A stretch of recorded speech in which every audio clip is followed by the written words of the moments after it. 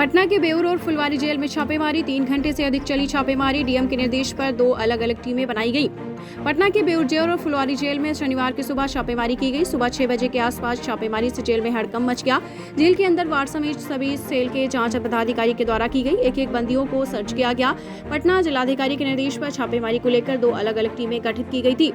SDO सदर, ASP Danapur city, SP पश्चिमी, BMP के जवान समेत बिहार पुलिस के दर्जनों जवान को छापेमारी में शामिल किया गया। बेउर और फुलवारी जेल में छापेमारी की कोई बात नई नहीं है। स्टीन आपको बता दें, रूटीन चेकअप के लिए पूर्व में भी इस तरीके से छापेमारी की जाती रही है।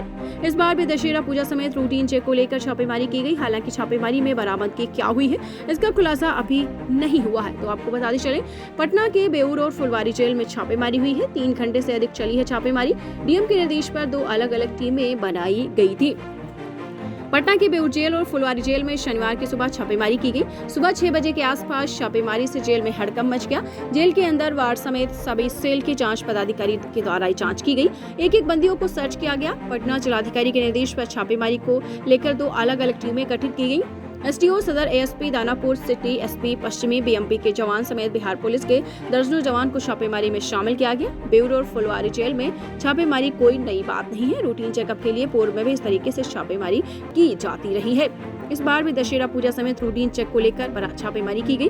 हालांकि छापेमारी में बरामदगी क्या हुई है, इसका भी खुलासा नहीं हुआ है। ये नहीं पता चल पाया है कि जो छापेमारी हुई है उसमें क्या क्या मिला है। कोई आपत्तिजनक चीजें तो नहीं मिल पाई हैं। बताते चले, त्योहारों के मौसम को ध्यान में रखते हुए इस तरह की छापेमारी की गई है। और ये जब त्योहार नजदीक आते हैं तो इस तरीके की छापेमारी की जाती है। इसकी कोई अभी नई बात नहीं है।